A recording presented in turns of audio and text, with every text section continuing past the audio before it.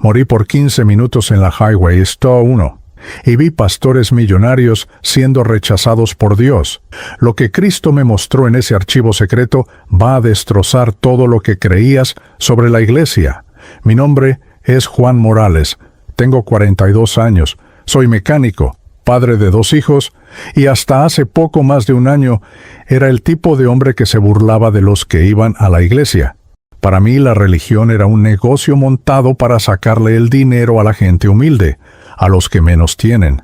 Yo había visto demasiado. Había visto a mi madre en Guadalajara entregar sus últimos pesos a un padre que después descubrimos tenía 3 familias. Había visto pastores en la televisión con relojes de oro mientras mi esposa María contaba monedas para comprar leche para nuestros hijos.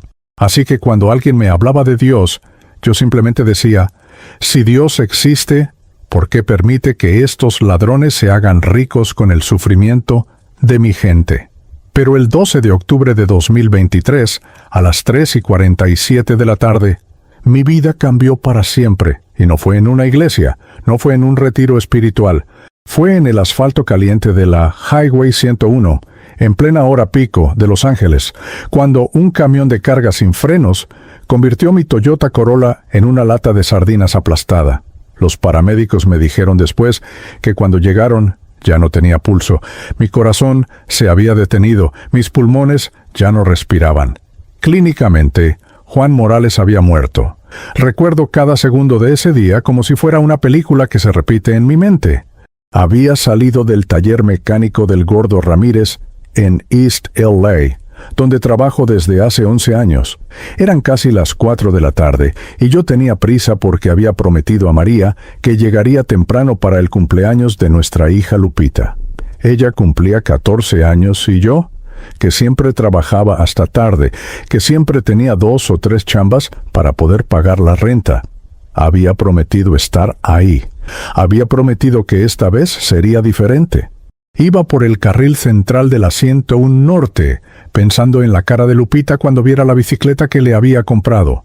Era usada, claro, pero la había reparado yo mismo en el taller. La había pintado de rosa, su color favorito. Estaba orgulloso. Por primera vez en meses me sentía como un buen padre. La música ranchera sonaba en el radio. Vicente Fernández cantaba Volver, Volver, y yo cantaba con él, desafinado como siempre, pero feliz. Entonces lo vi por el espejo retrovisor. Un camión de carga, enorme, con el logo de una compañía de mudanzas, venía zigzagueando entre los carriles. Venía demasiado rápido, demasiado errático. Recuerdo haber pensado, ese tipo viene drogado o borracho.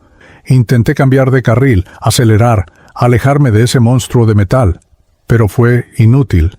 El tráfico estaba pesado, no había espacio, no había tiempo. El impacto fue como si el mundo explotara. El sonido del metal retorciéndose, del vidrio haciéndose añicos, de mi propio grito ahogándose en mi garganta. Sentí cómo mi cuerpo era lanzado hacia adelante a pesar del cinturón de seguridad. Sentí el volante clavándose en mi pecho. Sentí un dolor tan intenso que mi cerebro simplemente se apagó. Y entonces, nada. Silencio, oscuridad, paz. Supe después que el camión me había empujado contra el muro de contención, que mi carro había quedado prensado entre el camión y el concreto, que los otros conductores habían tenido que llamar a los bomberos porque las puertas estaban tan deformadas que no se podían abrir, que tardaron 20 minutos en sacarme de ahí, pero yo no supe nada de eso en ese momento. En ese momento, yo estaba en otro lugar. Mientras los paramédicos ponían mi cuerpo destrozado en una camilla, mientras María recibía la llamada que ninguna esposa quiere recibir, mientras mis hijos Diego y Lupita lloraban, sin entender qué estaba pasando, yo estaba de pie en un lugar que no puedo describir con palabras humanas. No era como los sueños. No era borroso ni confuso, era más real que cualquier cosa que haya experimentado en mi vida. Era como si toda mi existencia en la tierra hubiera sido la sombra. Y esto era la realidad verdadera.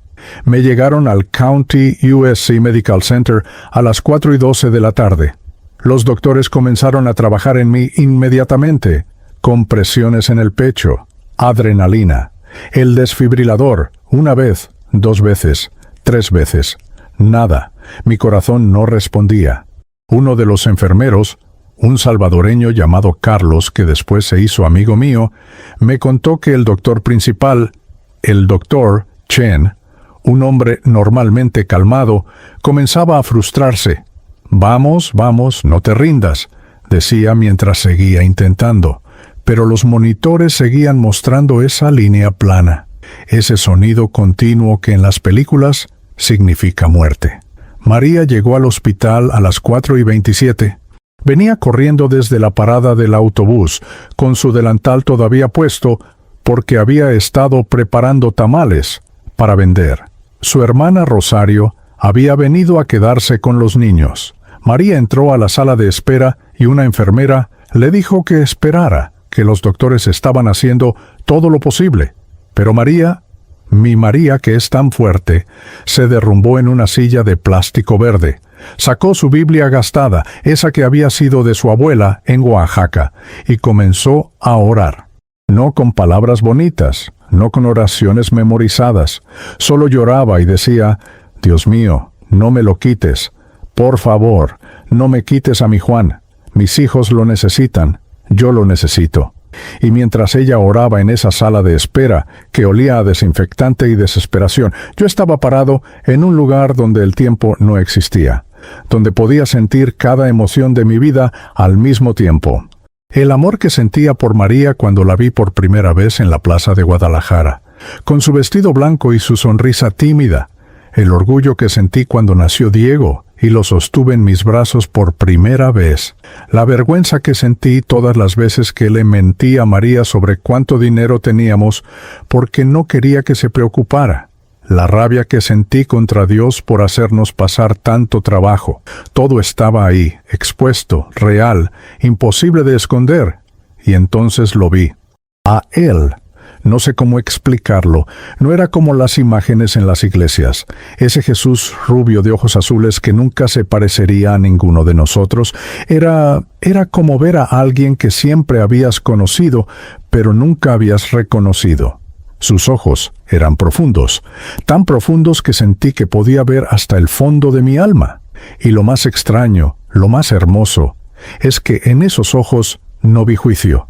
Vi dolor, vi amor. Vi el mismo dolor que vi en los ojos de mi padre cuando le dije que me iba a Estados Unidos, y él supo que probablemente nunca me volvería a ver. No dijo nada al principio, solo me miró, y en esa mirada entendí algo que cambió todo. Entendí que Dios no era el problema. Entendí que los hombres que yo había visto robar en nombre de Dios, esos también iban a rendir cuentas. Entendí que yo había rechazado al Dios verdadero por culpa de los falsos, y entendí que, de alguna manera, Él me había traído aquí para mostrarme algo que iba a sacudir todo lo que yo creía, algo que necesitaba ver antes de que fuera demasiado tarde. En el hospital, el reloj marcaba las 4:02. Habían pasado 15 minutos desde que mi corazón se detuvo. El doctor Chen estaba a punto de declarar la hora de muerte, pero algo le dijo que intentara una vez más, solo una vez más.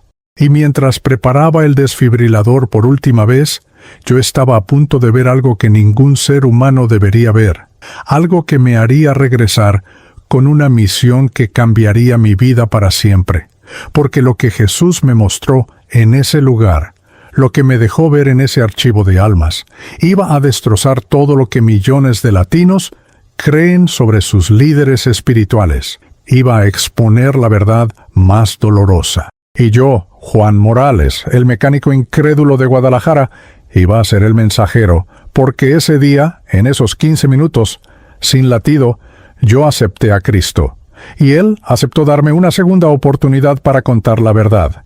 Para entender por qué yo era el hombre más escéptico que conocías, tienes que entender de dónde vengo. Mi historia no comienza en Los Ángeles, comienza en Guadalajara, en el barrio de Santa Cecilia, donde las calles son de tierra y los sueños se sienten tan lejanos como las estrellas. Nací en 1981, hijo de Roberto Morales, albañil, y de Guadalupe Hernández, ama de casa que lavaba ropa ajena para ayudar con los gastos. Éramos 5 hermanos viviendo en una casa de 2 cuartos, con paredes de bloques de cemento sin pintar, y un techo de lámina que sonaba como tambores cuando llovía. Mi padre era un hombre bueno, callado, trabajador, de esos que se levantaban a las 4 de la mañana para irse a la construcción y regresaban cuando ya había oscurecido, con las manos destrozadas y la espalda adolorida. Nunca se quejaba, nunca pedía nada para él. Todo era para nosotros, sus hijos. Recuerdo que los domingos mi madre nos vestía con la mejor ropa que teníamos, que no era mucho, y caminábamos 40 minutos hasta la parroquia de San Juan Bosco. Ella creía con todo su corazón. Creía que si éramos fieles, si dábamos nuestro diezmo aunque tuviéramos que comer frijoles toda la semana, Dios nos bendeciría. Pero yo veía algo diferente. Veía al padre Sebastián llegar a la iglesia en un carro nuevo, mientras nosotros caminábamos bajo el sol. Veía cómo vivía en una casa grande al lado de la parroquia, mientras nosotros vivíamos 5 en un cuarto. Y cuando tenía 12 años, descubrí algo que mató mi fe antes de que pudiera florecer realmente.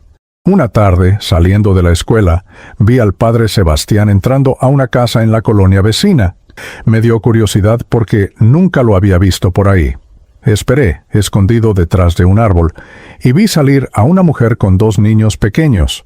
Lo abrazaban, lo llamaban papá. Le conté a mi madre esa noche. Ella me dio una cachetada que me dejó el oído zumbando, y me dijo que nunca repitiera esas mentiras del diablo, pero no eran mentiras.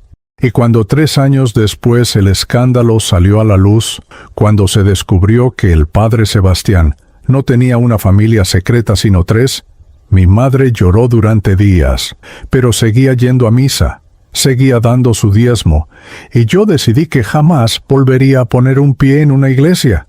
Mi padre enfermó cuando yo tenía 23 años, cáncer de pulmón. Todos esos años respirando polvo de cemento y cal le cobraron la factura. No teníamos dinero para tratamientos. El Seguro Social nos daba citas cada 3 meses cuando él necesitaba atención cada semana. Lo vi consumirse en 6 meses, de ser un hombre fuerte que cargaba bultos de cemento a ser un esqueleto que apenas podía levantarse de la cama. Una noche, 3 semanas antes de morir, me llamó a su lado. Su voz era apenas un susurro. «Mijo», me dijo, «prométeme que vas a darle una vida mejor a tu familia, que no vas a terminar como yo, destruyéndote el cuerpo para apenas sobrevivir. Vete al norte, cruza, trabaja duro, pero dale a tus hijos lo que yo no pude darte a ustedes». Le prometí, con lágrimas cayendo por mi cara. Le prometí. Ya para entonces, yo había conocido a María. La vi por primera vez en la plaza central de Guadalajara, vendiendo flores con su madre. Tenía 19 años y una sonrisa que iluminaba todo a su alrededor, a pesar de que su vida había sido tan dura como la mía. Venía de Oaxaca, de un pueblito tan pequeño que ni siquiera aparecía en los mapas. Su familia había migrado a Guadalajara buscando mejores oportunidades, pero como siempre, las oportunidades eran escasas para gente como nosotros. Nos casamos 6 meses después en una ceremonia pequeña en el registro civil. No hubo iglesia. Yo me había negado rotundamente. María estaba triste por eso. Ella sí era creyente, pero me amaba lo suficiente como para aceptar mi decisión. Rentamos un cuartito en la misma colonia donde yo había crecido. Yo trabajaba en un taller mecánico ganando una miseria, pero éramos felices, o al menos éramos felices hasta que María quedó embarazada de Diego. El día que me dio la noticia, sentí 2 cosas al mismo tiempo, una alegría inmensa y un terror paralizante. ¿Cómo iba a mantener a un hijo cuando apenas podíamos mantenernos nosotros? Recordé la promesa que le hice a mi padre. Era hora de cumplirla. Era hora de irme al norte. En marzo de 2008, con María embarazada de 3 meses, junté lo poco que tenía y le pagué a un coyote $5,000 que había pedido prestados a medio mundo. María lloró cuando me fui. Me aferré a ella sabiendo que no vería crecer esa panza, que no estaría ahí cuando naciera mi primer hijo. Regreso pronto. Le mentí. En un año ya los traigo a todos. Pero los dos sabíamos que podían pasar años antes de volver a vernos. El cruce fue una pesadilla que prefiero no recordar. 3 días caminando por el desierto de Sonora. 2 personas de nuestro grupo murieron de deshidratación. Vi cosas que todavía me despiertan en las noches. Pero llegué. Llegué a Los Ángeles en abril de 2008 con $50 en el bolsillo, sin hablar inglés, sin conocer a nadie, sin papeles, sin nada más que la promesa que le hice a mi padre muerto. Los primeros meses dormí en el piso de un departamento en Pico Union que compartían 8 mexicanos. Pagaba $100 al mes por un colchón en la sala que tenía que guardar cada mañana. Conseguí trabajo lavando platos en un restaurante chino en Koreatown. 12 horas diarias, 7 días a la semana, por $6 la hora en efectivo. Mandaba cada centavo que podía a María. Vivía de puros burritos de frijoles del carrito de la esquina. Diego nació en noviembre de 2008. Vi su foto por primera vez en un celular prestado, con la pantalla rota. Lloré en el baño del restaurante. Mi hijo había nacido y yo estaba a 3,000 kilómetros de distancia, lavando platos con las manos destrozadas por el agua caliente y el jabón industrial. Pero seguí trabajando. Conseguí un trabajo mejor en un taller mecánico con el gordo Ramírez en East LA. Él era de Sinaloa, un hombre grande con un corazón más grande todavía. Me dio una oportunidad a pesar de que mis papeles eran falsos. Todos empezamos así, mijo, me dijo. Lo importante es que seas honesto y trabajes duro. Y trabajé. Dios sabe que trabajé. En 2010, finalmente junté suficiente dinero para traer a María y a Diego. Para entonces ya había nacido Lupita también. Los trajo el mismo coyote que me había traído a mí. Nunca olvidaré el día que los vi bajar de esa camioneta en el estacionamiento de un McDonald's en San Bernardino. Diego tenía 2 años y no me reconocía. Me miraba con miedo. Lupita tenía 1 año y lloraba. Pero María, mi María, me abrazó y no me soltó por lo que parecieron horas. Rentamos un apartamento de 1 cuarto en un edificio viejo en Boyle Heights, $450 al mes, que parecían una fortuna, pero estábamos juntos. Eso era lo que importaba. Durante el día trabajaba en el taller, durante la noche manejaba Uber, aunque eso era riesgoso sin licencia legal. Dormía 4 horas si tenía suerte. María conseguía trabajos limpiando casas cuando podía. Pero con 2 niños pequeños era difícil. Y entonces comenzamos a ver en la televisión a estos pastores, a estos hombres que hablaban español perfecto, que entendían nuestras luchas, que prometían que Dios tenía un plan de prosperidad para nosotros. Pastor Elías Montenegro desde Miami, con su mega iglesia que parecía un estadio. Pastor Samuel Vargas desde Houston, con su programa que se transmitía en Univisión. Decían que si sembrábamos nuestra semilla de fe, que si dábamos generosamente, aunque no tuviéramos, Dios nos devolvería el 100 por 1. María quería creer. Quería desesperadamente creer que había esperanza, que todo este sufrimiento tenía un propósito. Veía esos programas y lloraba. Juan, me decía, quizás deberíamos intentar, quizás si tenemos fe. Pero yo veía otras cosas. Veía los Rolex en las muñecas de esos pastores, veía sus trajes de $5,000, veía cómo pedían ofrendas de $1,000, $2,000, $5,000 a gente que como nosotros apenas tenía para comer. En 2015 el pastor Elías Montenegro vino a Los Ángeles, rentó el Staples Center. 20,000 personas. María quería ir. Le dije que no, pero ella insistió. Fuimos, y vi algo que confirmó todo lo que yo pensaba. Vi a ese hombre parado en ese escenario gigante, con luces de concierto, con pantallas enormes, pidiendo una ofrenda de fe de $1,000 para los que quieren su milagro. ¡Oiga! Y vi a mi gente, a familias mexicanas, salvadoreñas, guatemaltecas, hondureñas, gente que trabajaba en construcción, en limpieza, en cocinas, formarse en filas para dar dinero que no tenían. Vi a una señora mayor, que después supe se llamaba Doña Esperanza, escribir un cheque con manos temblorosas. María quería levantarse. Le agarré el brazo. No, Le dije, no vamos a darle ni un peso a este ladrón. Salimos de ahí antes de que terminara. María estaba enojada conmigo, pero yo estaba furioso. Furioso con esos pastores, furioso con un Dios que permitía que existieran, furioso con mi vida, con trabajar como esclavo y nunca salir adelante mientras estos hombres se hacían ricos vendiendo esperanza falsa. Así viví los siguientes 8 años, trabajando sin parar, viendo a mis hijos crecer. Diego ya tenía 14, jugaba soccer, era buen estudiante. Lupita tenía 12, amaba dibujar, era mi princesa. Pero yo estaba vacío por dentro. Tenía a mi familia, tenía trabajo. Había cumplido mi promesa de darles una vida mejor que la que yo tuve en Guadalajara. Pero había algo faltando, un vacío que no sabía cómo llenar, un vacío que llenaba con rabia contra la religión, contra los pastores, contra Dios mismo. Y entonces llegó el 12 de octubre de 2023, el día del cumpleaños de Lupita, el día que iba a llegar temprano, el día que cambió todo.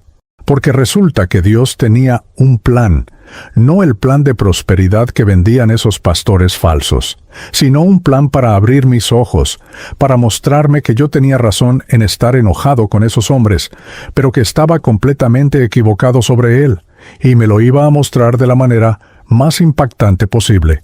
Me lo iba a mostrar dejándome morir. Hay cosas que pasan en este mundo que la ciencia no puede explicar.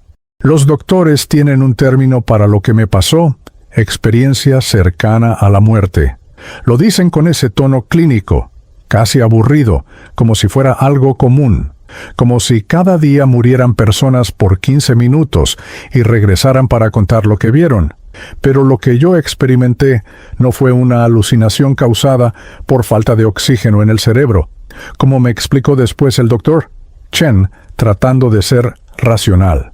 Lo que yo viví fue más real que cualquier cosa que haya experimentado antes o después. Fue el momento en que el velo entre este mundo y el otro se rasgó, y yo, Juan Morales, el mecánico escéptico que se burlaba de los aleluyas, me paré cara a cara con la eternidad. Cuando el impacto del camión destrozó mi carro en la Highway Windows 1, cuando mi corazón dejó de latir en esa camilla del County USC Medical Center, cuando los doctores aplicaban el desfibrilador una y otra vez sin resultado, yo no estaba ahí. O mejor dicho, mi cuerpo estaba ahí, pero yo, mi verdadero yo, estaba en otro lugar completamente diferente. La transición fue instantánea.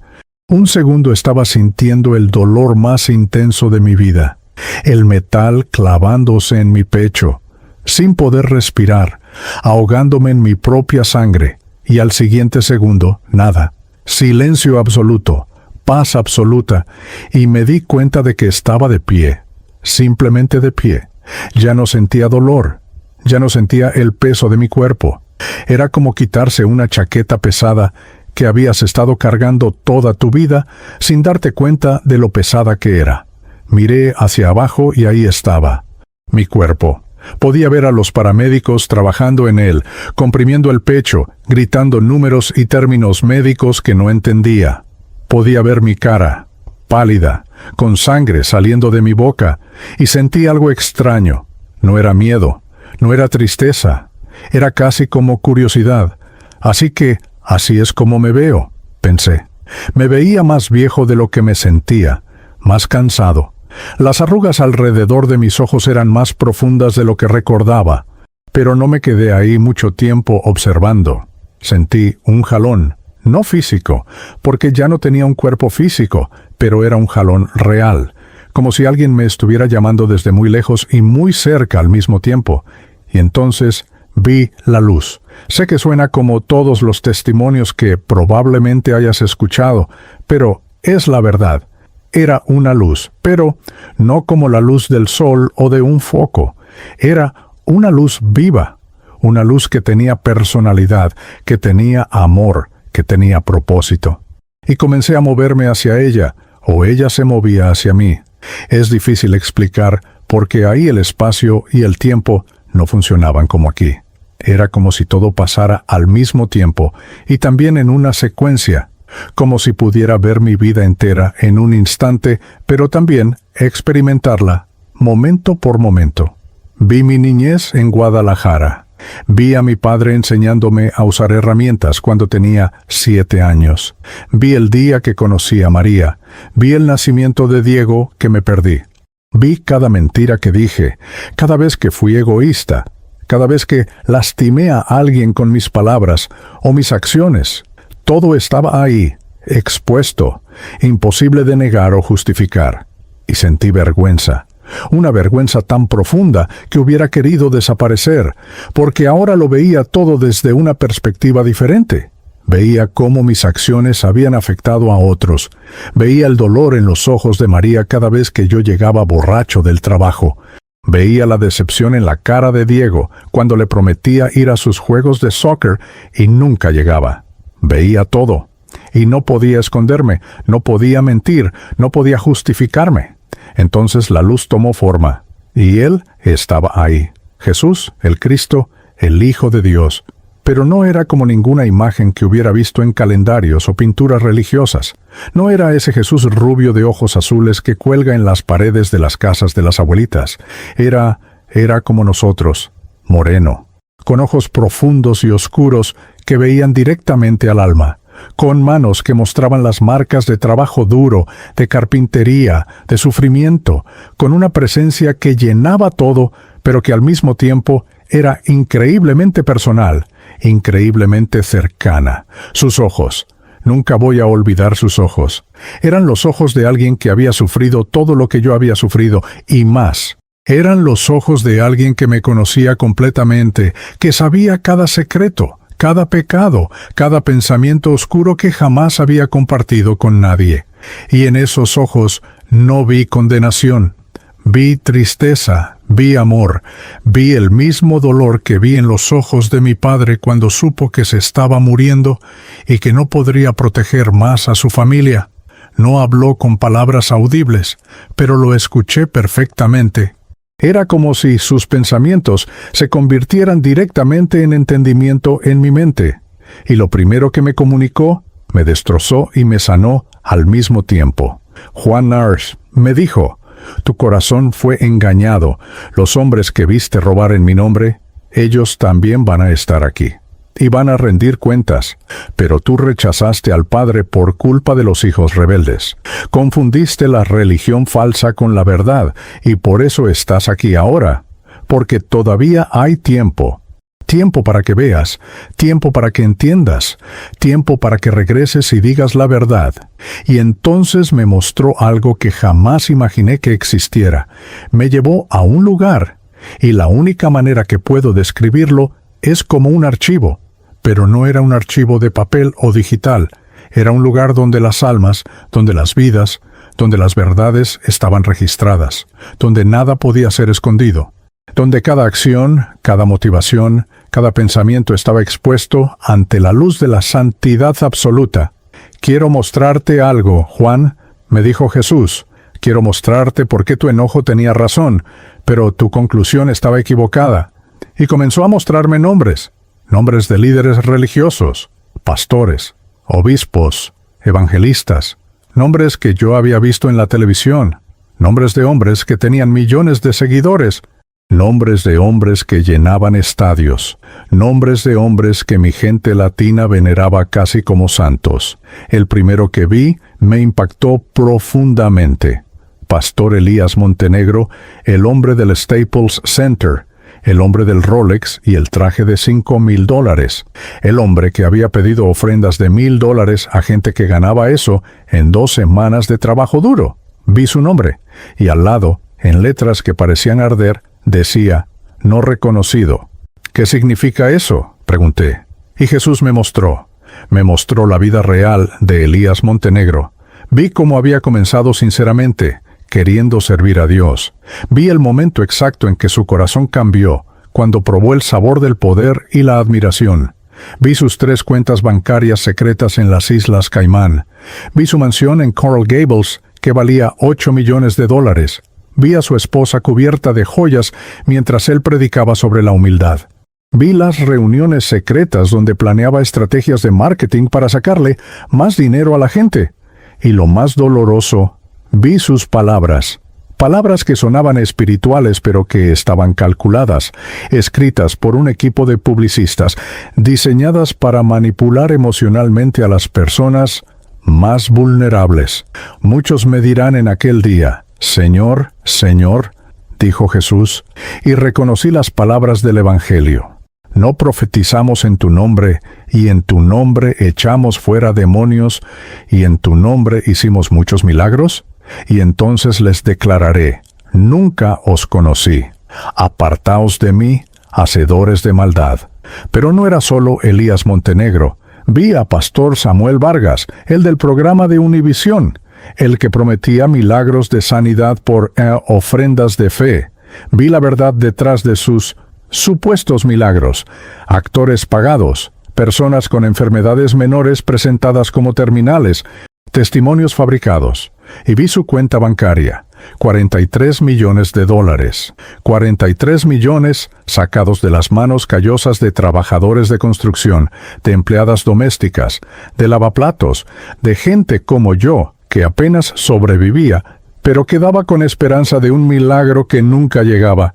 Vi a Obispo Ricardo Fuentes, venerado en toda América Latina como un hombre santo, un hombre que hablaba de pureza, de santidad matrimonial, de fidelidad, y vi sus 3 familias secretas, una en Ciudad de México, una en Bogotá, una en Los Ángeles. Vi a las 3 mujeres que creían ser su única esposa. Vi a los 8 hijos que no se conocían entre sí. Vi las mentiras, el engaño, la doble vida perfectamente orquestada. Y vi algo más. Vi a las víctimas. Vi a doña Esperanza, la señora que había visto en el Staples Center, escribiendo ese cheque con manos temblorosas. Vi su historia completa. Era de un pueblito en Puebla. Su hija única, Rocío, tenía cáncer. Los doctores en México le dieron 6 meses de vida. Doña Esperanza había ahorrado durante 30 años trabajando como costurera. Tenía una casita pequeña, pero era suya, pagada con décadas de trabajo. La vendió. Vendió todo lo que tenía, $80,000.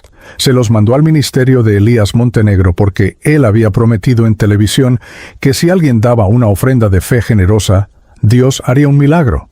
Rocío murió 4 meses después.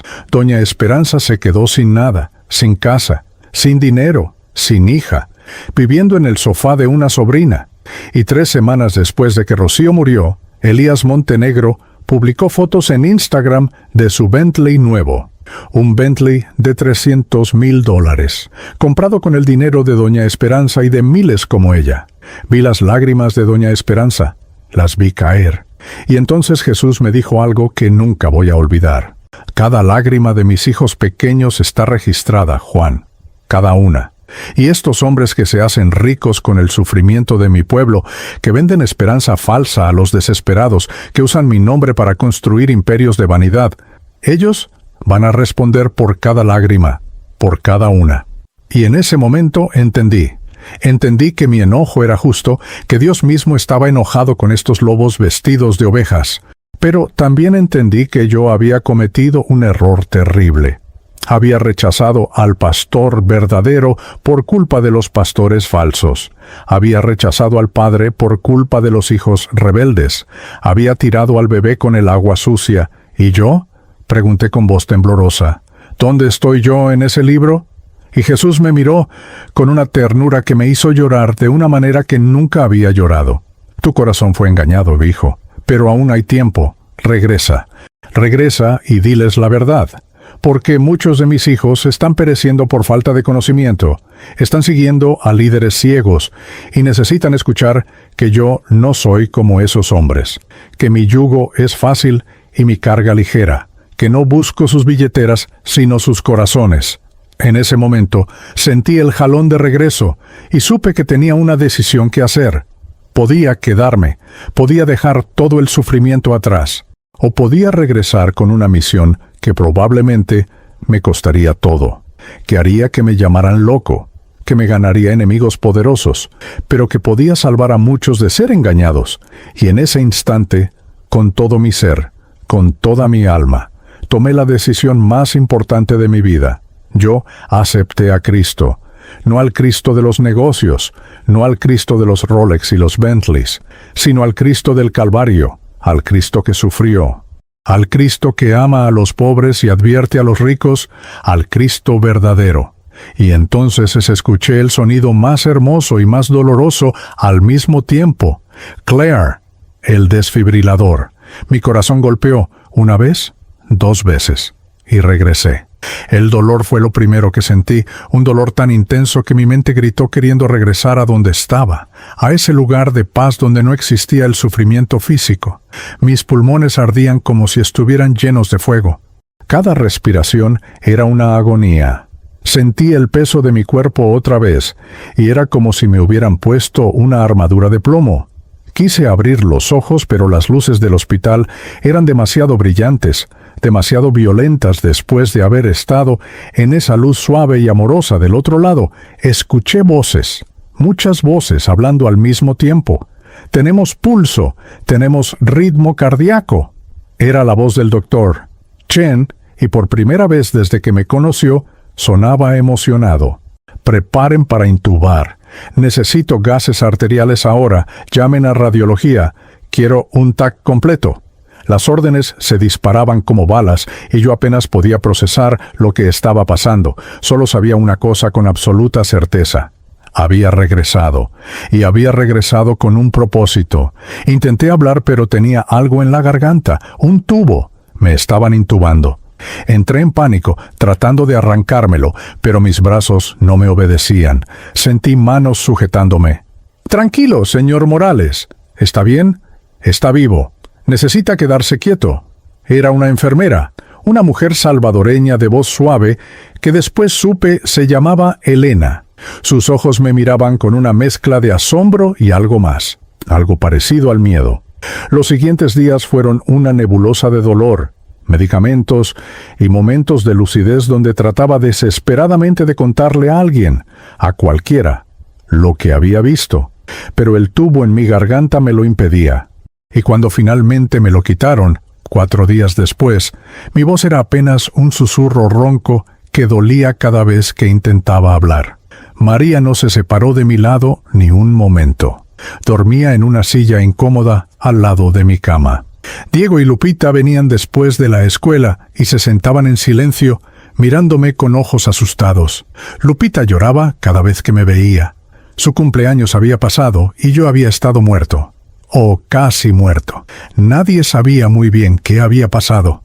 El doctor Chen me explicó, con ese tono clínico que usan los doctores cuando están confundidos, pero no quieren admitirlo, que había estado clínicamente muerto por 15 minutos, que mi corazón no respondía a nada, que estaban a segundos de declarar la hora de muerte cuando, inexplicablemente, en el último intento con el desfibrilador, mi corazón volvió a latir. «Es un milagro», dijo, y luego se corrigió rápidamente. «Es decir, es extraordinariamente raro. Hemos visto casos de recuperación después de paro cardíaco prolongado, pero 15 minutos es inusual. Y que no tenga daño cerebral es aún más inusual». Pero yo sabía la verdad. No había sido suerte. No había sido casualidad médica. Había sido una decisión divina. Había sido Cristo mismo dándome una segunda oportunidad, pero no para que volviera a mi vida normal, para que volviera con una misión que iba a cambiar todo. Una semana después del accidente, finalmente, pude hablar sin tanto dolor. María estaba sola conmigo en la habitación, tejiendo como siempre hacía cuando estaba nerviosa. La luz de la tarde entraba por la ventana y le daba a su cara ese brillo dorado que me había enamorado la primera vez que la vi. «María», le dije, y mi voz sonaba diferente incluso para mí, más seria, más segura. «Necesito contarte algo. Algo que vas a pensar que estoy loco, pero necesito que me escuches». Ella dejó de tejer y me miró con esos ojos oscuros llenos de amor y preocupación.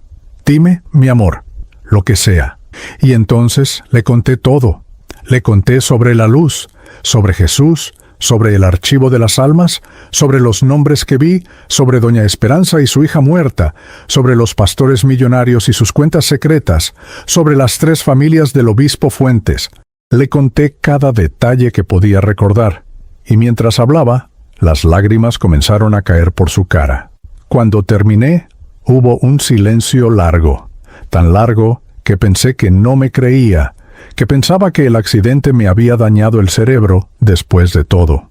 Pero entonces, ella tomó mi mano, esa mano callosa de mecánico que había trabajado tanto por ella y nuestros hijos, y la besó. «Juan», me dijo con voz temblorosa, yo sabía que algo había cambiado. «Cuando despertaste, cuando te vi los ojos por primera vez, supe que algo era diferente.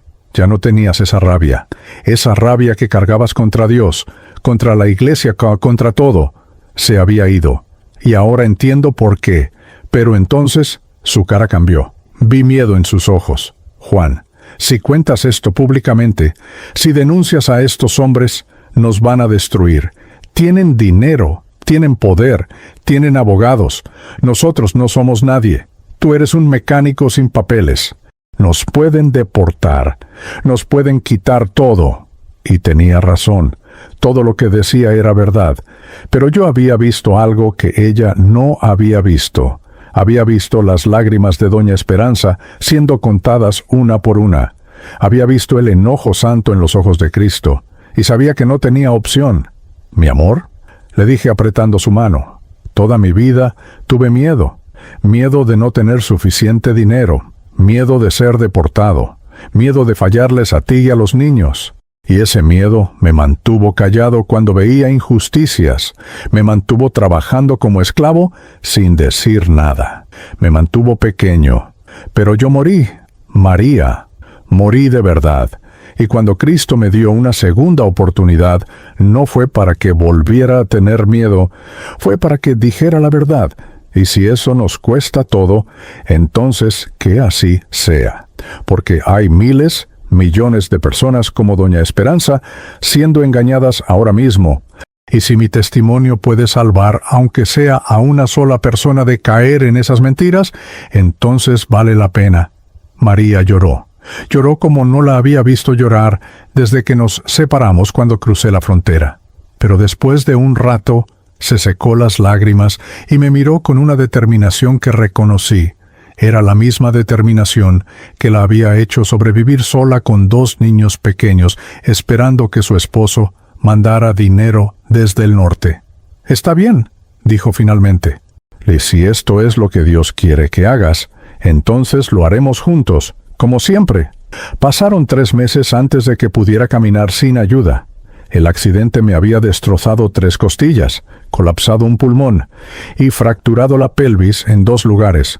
Los doctores decían que era otro milagro que pudiera caminar. Yo sabía que tenía trabajo que hacer y que Cristo no me iba a dejar cojo para hacerlo. Durante esos meses de recuperación investigué. No podía ir a trabajar todavía, así que pasaba horas en la computadora de la biblioteca pública. Busqué todo lo que pude sobre los pastores que había visto en esa visión, y descubrí que cada cosa, cada detalle que me había sido mostrado, era verdad. Encontré artículos de periódicos sobre las mansiones de Elías Montenegro. Encontré documentos judiciales sobre demandas contra Samuel Vargas por fraude. Encontré testimonios de mujeres que habían sido engañadas por Ricardo Fuentes. Todo estaba ahí, escondido en reportes que nadie leía, en demandas que se resolvían en secreto con acuerdos de confidencialidad pagados con dinero de diezmos. Y encontré a doña Esperanza. Le tomó semanas de buscar, preguntando en iglesias hispanas de Los Ángeles, hasta que alguien me dio su número. Cuando la llamé y le dije quién era y por qué la estaba buscando, hubo un silencio largo al otro lado de la línea. «¿Cómo sabe usted de mi Rocío?», preguntó finalmente con voz quebrada. «Nunca le conté a nadie sobre el dinero que di. Me daba tanta vergüenza. Fuimos a visitarla. Vivía en Huntington Park, en un apartamento pequeño de su sobrina. Cuando nos abrió la puerta, vi exactamente a la mujer que había visto en mi visión. Pequeña, de pelo gris, con manos deformadas por años de coser. Pero sus ojos, Dios mío, sus ojos tenían un dolor tan profundo que me dolió el alma verla. Le conté mi historia. Le dije que había visto su dolor registrado en el cielo, que cada lágrima que derramó por su hija había sido contada, y que los hombres que se habían aprovechado de su desesperación iban a responder ante Dios. Doña Esperanza lloró abrazada a María como si fueran madre e hija. Yo pensé que Dios me había olvidado, dijo entre sollozos. Pensé que me había castigado por no tener suficiente fe. El pastor Montenegro dijo en la televisión que si mi hija no se sanó, era porque yo no había dado con alegría suficiente, que había dudado, y yo me lo creí. Llevo 2 años odiándome a mí misma, pensando que maté a mi Rocío por no tener fe suficiente. Le tomé las manos, esas manos que habían cosido durante 30 años para ahorrar ese dinero, y le dije: Doña Esperanza, Dios no la olvidó. Dios está enojado por lo que le hicieron, y su Rocío está con él. Ella está en paz, pero usted tiene que saber que no fue su culpa. Fueron ellos. Fueron esos lobos disfrazados de pastores los que la engañaron. Esa noche, cuando regresamos a casa, le dije a María: mañana voy a empezar a contar mi testimonio. No sé cómo, no sé dónde, pero voy a hablar. Y ella, mi María valiente, me dijo: entonces yo voy a estar a tu lado. Al día siguiente llamé a una iglesia pequeña en Boyle Heights, una iglesia humilde en un edificio viejo, con un pastor anciano llamado Pastor Ramiro, que llevaba 40 años, sirviendo sin hacerse rico, sin comprar mansiones, sin aparecer en televisión. Le conté mi historia por teléfono. Hubo un silencio, y luego dijo: hermano Juan, venga este domingo. Cuéntele a la congregación lo que vio, porque ellos necesitan escucharlo. Ese domingo, con las manos temblando, parado frente a 200 personas, en esa iglesia pequeña, conté mi testimonio completo por primera vez. Conté sobre el accidente, sobre los 15 minutos muerto, sobre Cristo, sobre el archivo de las almas, sobre los pastores rechazados, sobre Doña Esperanza. Y cuando terminé, el silencio era tan profundo que podías escuchar respirar a la gente. Entonces una mujer se levantó, luego otra, luego un hombre, y comenzaron a llorar, porque cada uno de ellos tenía una historia similar. Cada uno había sido engañado, robado, manipulado por estos lobos. Y finalmente alguien estaba diciendo la verdad. Finalmente alguien estaba exponiéndolos. Alguien grabó ese testimonio con su celular. Lo subió a YouTube. En una semana tenía 100,000 vistas. En un mes, 1,000,000. Y mi vida nunca volvió a ser la misma. Porque yo acepté a Cristo, y con Él acepté la verdad. Y la verdad, como Él prometió, estaba haciendo libre a mi gente. Despertar en una cama de hospital, después de haber estado muerto por 15 minutos, cambia a una persona. Pero no fue solo el despertar físico lo que me transformó. Fue despertar con un propósito que ardía en mi pecho más fuerte que cualquier dolor de las costillas rotas. Fue despertar sabiendo que ya no era el mismo Juan Morales que había salido del taller del Gordo Ramírez aquel 12 de octubre, pensando solo en llegar temprano al cumpleaños de su hija. Ahora era un hombre con una misión, un testigo, un mensajero de una verdad que iba a incomodar a mucha gente poderosa. Los primeros días en el hospital fueron los más difíciles, no por el dolor físico, aunque ese era intenso, sino por la lucha interna de saber que cuando saliera de ahí, mi vida ya no me pertenecía completamente. Le pertenecía a esa misión que Cristo me había dado. Le pertenecía a Doña Esperanza y a los miles como ella. Le pertenecía a la verdad. María se quedó conmigo cada noche de esos 6 meses de recuperación. La vi transformarse también. Ella siempre había sido creyente, pero era una fe silenciosa, privada, casi temerosa. Oraba en voz baja para que los vecinos no la escucharan. Leía su Biblia escondida como si fuera algo de lo que avergonzarse. Pero a medida que me veía recuperarme, a medida que yo le contaba una y otra vez lo que había visto, algo cambió en ella. Su fe se volvió fuerte, valiente. Comenzó a orar en voz alta, comenzó a declarar que Dios tenía un plan para nosotros y que ningún hombre podría detenerlo. Diego y Lupita al principio estaban confundidos. Su padre, el hombre que se burlaba de los que iban a la iglesia, el que cambiaba de canal cuando aparecían programas cristianos, ahora hablaba de Jesús todo el tiempo. Lupita, mi princesa de 14 años, fue la primera en entender. Una tarde, 3 semanas después del accidente, estaba sentada en la silla al lado de mi cama del hospital dibujando en su cuaderno como siempre hacía. De repente dejó de dibujar y me miró con esos ojos oscuros que había heredado de su madre. «Ah, papi», me dijo, «tú moriste para que nosotros pudiéramos vivir diferentes, ¿verdad?». Sus palabras me golpearon como un martillo al pecho. Esa niña de 14 años había entendido en una frase lo que yo apenas estaba comenzando a comprender.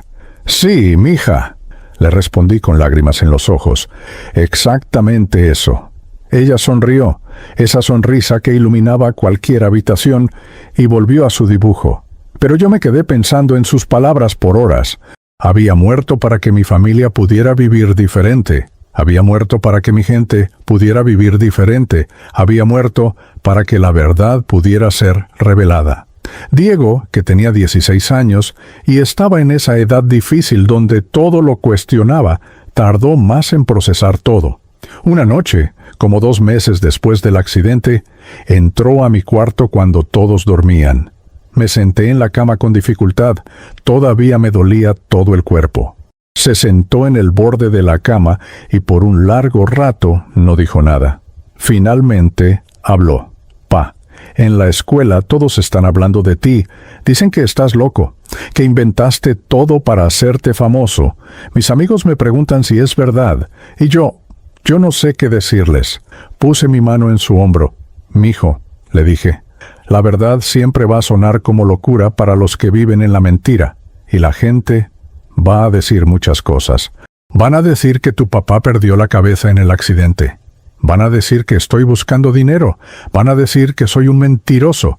Pero tú tienes que decidir si me conoces, si conoces a tu padre. Si sabes que el hombre que está sentado aquí frente a ti es un hombre que nunca te ha mentido, que ha trabajado hasta romperse el cuerpo por ti y tu hermana, que preferiría morir antes que inventar una mentira usando el nombre de Dios». Diego me miró a los ojos. Nos quedamos así por 1 minuto entero, y entonces vi algo cambiar en su mirada. Vi que había tomado una decisión. «Yo te creo, pa», dijo finalmente, «y el que diga que estás loco va a tener que vérselas conmigo». Mi hijo, mi Diego, acababa de convertirse en un hombre frente a mis ojos. La recuperación física fue lenta y dolorosa. Pasé de la cama del hospital a una silla de ruedas, de la silla de ruedas a un andador, del andador a un bastón. Y finalmente, 5 meses después del accidente, di mis primeros pasos sin ayuda. Cada paso era una victoria. Cada día que mi cuerpo se hacía más fuerte, era un día más cerca de poder cumplir mi misión. Durante esos meses, mientras mi cuerpo sanaba, comencé a investigar. La computadora de la biblioteca pública en la calle 4 se convirtió en mi oficina. Pasaba horas buscando información sobre los pastores que había visto rechazados en esa visión, y cada cosa que encontraba confirmaba lo que me había sido mostrado. No era solo intuición, no era solo una visión espiritual, era verdad documentada, verificable, real. Encontré artículos sobre la mansión de Elías Montenegro en Coral Gables. $8 millones, 11 baños, una piscina olímpica, todo pagado con ofrendas de inmigrantes que vivían 6 personas en un apartamento de 1 cuarto. Encontré demandas legales contra Samuel Vargas. 23 familias que lo habían demandado por promesas falsas de sanidad. Todas las demandas habían sido cerradas con acuerdos confidenciales. Dinero de diezmos usado para comprar el silencio de las víctimas. Encontré reportes de investigación sobre Ricardo Fuentes. 3 mujeres que habían salido finalmente a hablar sobre sus relaciones secretas con él. Todas habían sido amenazadas. Todas habían sido silenciadas con dinero o con miedo. Cada documento que encontraba era otra confirmación de que lo que había visto no era producto de un cerebro dañado por falta de oxígeno. Era revelación divina. Era verdad que Dios quería que fuera expuesta. Y entonces encontré a Doña Esperanza. Me tomó semanas de preguntar en diferentes iglesias hispanas, de seguir pistas, de hacer llamadas, pero finalmente alguien me dio un número de teléfono. Cuando marqué, mis manos temblaban. ¿Qué le iba a decir? ¿Cómo le iba a preexplicar que había visto su dolor registrado en el cielo? Cuando contestó con su voz suave y cansada, algo en mi pecho se rompió. Le expliqué quién era. Le conté sobre mi experiencia. Y cuando mencioné su nombre, cuando le dije que había visto lo que le pasó a su hija Rocío, el silencio al otro lado de la línea fue tan profundo que pensé que había colgado. Pero entonces la escuché llorar. Un llanto profundo, de años de dolor guardado. Fuimos a visitarla con María. Doña Esperanza vivía en un apartamento pequeño en Huntington Park con su sobrina. Cuando abrió la puerta, era exactamente como la había visto en la visión. Pequeña, frágil, con el peso de una tristeza inmensa en sus ojos. Nos invitó a pasar. El apartamento olía a café y a tristeza. En la pared había una foto de una joven hermosa, Rocío. Tendría unos 22 años en la foto. Estaba sonriendo. Le conté toda mi historia a Doña Esperanza. Cada detalle. Y cuando llegué a la parte donde vi su dolor siendo registrado, donde Cristo me dijo que cada lágrima de sus hijos pequeños estaba contada, ella se derrumbó. María la abrazó y las dos lloraron juntas, como madre e hija. Yo pensé que Dios me había castigado, sollozaba Doña Esperanza. El pastor Montenegro dijo que si mi hija no se sanó fue porque no tuve fe suficiente. Y yo me lo creí. He vivido 2 años odiándome, pensando que yo maté a mi Rocío. Le tomé las manos, esas manos de trabajadora que habían cosido por 30 años para ahorrar $80,000. Doña Esperanza, le dije mirándola a los ojos, Dios no la castigó. Esos hombres la engañaron. Esos lobos disfrazados de pastores usaron su dolor para enriquecerse. Pero Rocío está con Dios, y usted no tiene ninguna culpa, ninguna. Esa conversación cambió todo, porque Doña Esperanza decidió hablar públicamente, decidió contar su historia, y su testimonio, combinado con el mío, se convirtió en algo que nadie podía ignorar. El domingo que conté mi testimonio completo por primera vez en la iglesia del pastor Ramiro, en Boyle Heights, había 200 personas. Era una iglesia pequeña, humilde, en un edificio viejo que antes había sido una tienda. Pero esas 200 personas eran genuinas, eran trabajadores, familias, gente real con fe real. Cuando terminé de hablar, cuando conté sobre los pastores rechazados, sobre Doña Esperanza, sobre la misión que Cristo me había dado, el silencio era absoluto. Podías escuchar el zumbido de las luces fluorescentes, y entonces una mujer se levantó llorando. A mí también me pasó, dijo con voz quebrada. Le di $10,000 al pastor Vargas porque prometió que mi esposo se iba a curar del cáncer. Murió 3 meses después y el pastor nunca volvió a contestar mis llamadas. Otro hombre se levantó. Mi hermana vendió su carro para dar una ofrenda de fe que el obispo Fuentes pidió. Necesitaba ese carro para ir a trabajar. La despidieron, perdió su apartamento, y el obispo compró un jet privado ese mismo año. Historia tras historia, testimonio tras testimonio. Esa iglesia pequeña se convirtió en un lugar de sanidad esa noche, no sanidad física, sino sanidad del alma. Sanidad de la culpa que estos lobos habían puesto sobre las ovejas. Sanidad de la mentira de que si no recibías tu milagro era porque no tenías suficiente fe o no habías dado suficiente dinero. Alguien grabó ese servicio con su celular. Una grabación de mala calidad, con sonido que se cortaba, pero con verdad que no se podía negar. Lo subieron a YouTube sin preguntarme. Testimonio impactante. Mecánico muere 15 minutos y expone pastores falsos.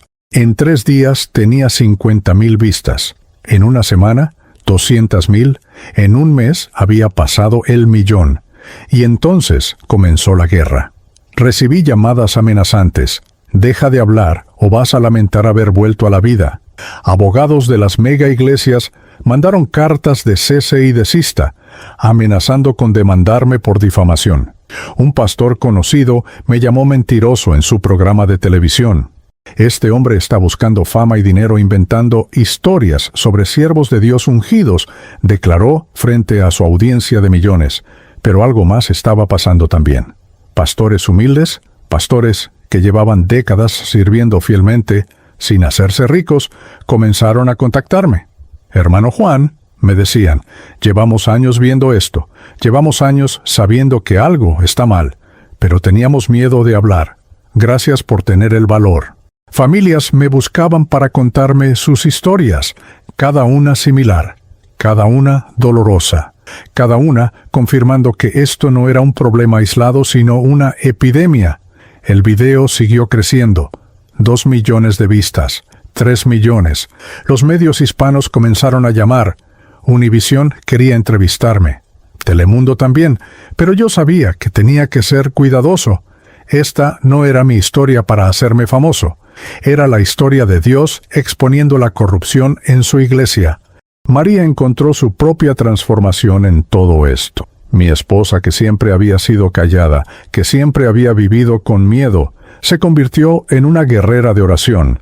Organizó un grupo de mujeres en nuestra comunidad, mujeres que habían sido víctimas de estos pastores, y juntas comenzaron a orar, a compartir sus historias, a sanarse unas a otras. Diego se convirtió en mi protector. A sus 16 años, decidió que nadie iba a amenazar a su padre. Lupita comenzó a usar su don para el arte, creando imágenes que ilustraban las verdades que yo compartía. Una familia transformada por la verdad. Volví a trabajar en el taller del Gordo Ramírez 6 meses después del accidente. Cojeaba un poco y no podía levantar cosas pesadas como antes, pero podía trabajar. El Gordo me recibió con un abrazo que casi me rompe las costillas otra vez. «Ti compa», me dijo con lágrimas en los ojos. «Cuando me dijeron que habías muerto, pensé que te había perdido. Y cuando supe que volviste, supe que Dios tenía planes grandes para ti. Ahora mi vida es diferente. Sigo siendo mecánico. Sigo viviendo en el mismo apartamento pequeño en Boyle Heights. Sigo tomando el autobús para ir a trabajar, pero ya no soy el mismo hombre. Ya no tengo esa rabia contra Dios. Ya no vivo con miedo. Ya no estoy vacío por dentro. Porque yo acepté a Cristo. No al Cristo de los negocios. No al Cristo de las mansiones y los jets privados. No al Cristo que promete prosperidad material si das suficiente dinero. Acepté al Cristo del Calvario, al Cristo que sufrió, al Cristo que amó a los pobres y confrontó a los religiosos corruptos, al Cristo que murió por mí cuando yo todavía lo rechazaba. Y ese Cristo me dio una segunda oportunidad, no para hacerme rico, no para hacerme famoso, sino para decir la verdad. Una verdad que está liberando a miles de mis hermanos latinos de las mentiras de lobos vestidos de ovejas. Cada semana recibo mensajes. Hermano Juan, gracias a su testimonio, dejé de dar dinero a ese pastor millonario y encontré una iglesia real. Su historia salvó mi matrimonio, porque ya no estamos endeudados tratando de comprar milagros. Mi madre finalmente entendió que Dios no la rechazó cuando su sanidad no llegó. Esta es mi vida ahora. Mecánico de día, testigo de noche, esposo, padre y siervo de la verdad. Y cuando me paro frente a una cámara, cuando miro a los ojos de mi gente latina que ha sido engañada por tanto tiempo, les hago la pregunta que Cristo puso en mi corazón. Si murieras hoy, ¿tu pastor estaría ahí para guiarte al cielo? ¿O él también sería un extraño para Dios? Porque la verdad es esta. El cielo no es un negocio. La salvación no se compra con ofrendas de $1,000. Y Dios no rechaza a sus hijos por ser pobres. Rechaza a los líderes que se aprovechan de los pobres. Yo acepté a Cristo cuando descubrí que Él no era como esos hombres que usan su nombre. Y esa aceptación salvó mi vida 2 veces,